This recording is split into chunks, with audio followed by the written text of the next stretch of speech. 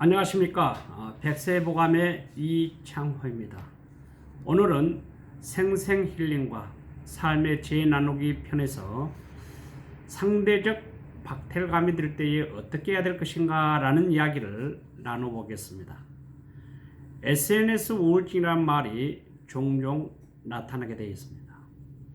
SNS를 많이 하는 사람일수록 그렇지 않는 사람들보다 우울감이 더 많이 느끼는 경향이 있다라는 것이죠.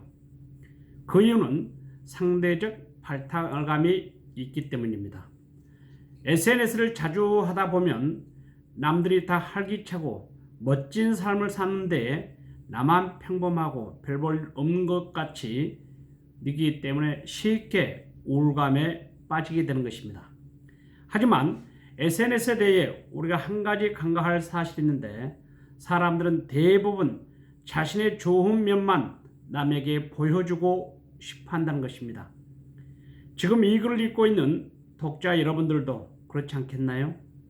자신의 어려운 상황, 부끄럽고 초라했던 경험, 심각한 고민, 약점 같은 것을 누구나 볼 수 있는 공간에 공유할 수 있겠는가요? 사실 모든 사람은 삶에 있어서 애 없이 희로애락이 있고 길흉 회복이 뒤섞여 있다는 것입니다. 그런데 우리는 SNS를 통해 접하게 되는 모든 세상은 어둡고 힘든 면에 쑥 빠져 있다는 사실을 우리는 익히 알고 있습니다. 특히 현실에서 만족감을 떨어지는 사람일수록 SNS 공간에 자신을 과시하며 현실의 삶을 보상받으려는 경향이 더 크다고 할 수 있겠습니다. 그렇기 때문에 평소 이런 균형 있는 시각을 잃지 말고 SNS 활동을 하기 쉽지 않을 것입니다.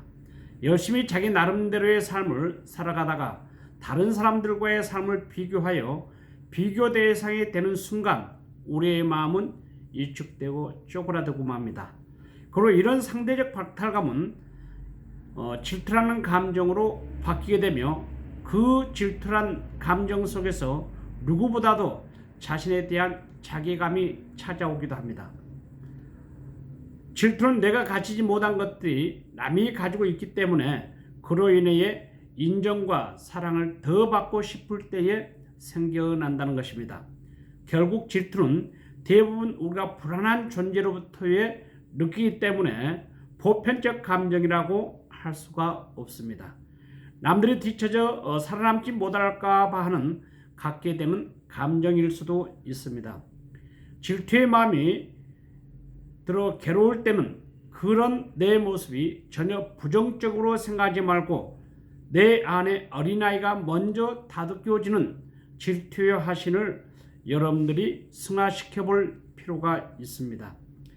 자신이 무엇을 불허하고 있는지, 또한 자신이 무엇 때문에 이렇게 질투함을 느끼고 있는지 한 번 정도는 생각해 볼 필요가 있습니다. 그렇기 때문에 여러분들은 노력을 대신 여러분들 스스로가 한번 그 질투에 대한 부분들을 차고 일어설 필요가 있다는 것입니다. 각 사람만이 고유한 매력이 있습니다. 저 사람이 없는 것은 내가 가지고 있고 또 저 사람이 있는 것은 내가 없을 수도 있습니다. 그래서 여러분들은 질투라고 하는 이 어떤 화병에 대한 부분들은 여러분들 마음속에 바로 삭제하는 것이 가장 건강한 삶을 살 수가 있습니다. 감사합니다.